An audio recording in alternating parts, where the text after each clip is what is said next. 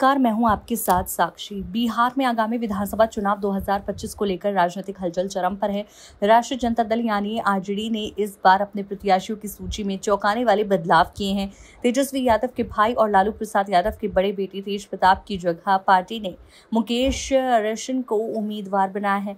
तेज प्रताप यादव 3 दिन पहले ही महुआ सीट से नामांकन दाखिल कर चुके हैं, जबकि तेजस्वी यादव खुद राघवपुर से चुनाव मैदान में है।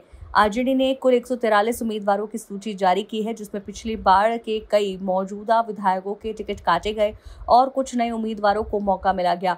इस बदलाव से पार्टी के भीतर हड़कंप मच गया। आरजेडी ने 36 मौजूदा विधायकों को इस बार टिकट नहीं दिया है, जबकि 41 विधायकों पर भरोसा जताया गया है।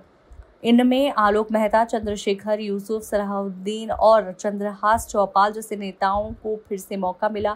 कुछ सीटों पर मौजूदा विधायकों की जगह नए उम्मीदवार खड़े किए गए। उदाहरण के लिए रघुनाथपुर से हरिशंकर यादव की जगह बाहुबली शबुद्दीन के बेटे ओसामा को उम्मीदवार बनाया गया।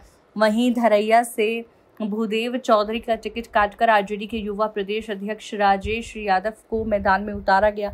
पार्टी ने महिलाओं और मुस्लिम उम्मीदवारों को भी शामिल करते हुए जातीय समीकरण साधने की कोशिश की है।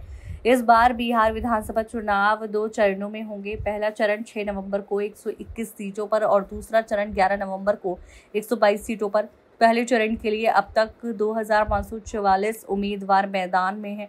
चुनावी मुकाबला बेहद दिलचस्प होने की उम्मीद है। एनडीए में सीट शेयरिंग पर सहमति बन गई है और वो जनता के सामने एकजुटता दिखाने की कोशिश कर रहा है। इसके उलट महागठबंधन में सीट बंटवारे को लेकर मतभेद अभी भी गहराए हुए हैं। टिकट वितरण में कई नेताओं की बलि चढ़ी तो कुछ नेता उभर कर सामने आए। राजनीतिक विश्लेषक मानते हैं कि महागठबंधन की ये खींचतान पारंपरिक वोट बैंक को प्रभावित कर सकती है।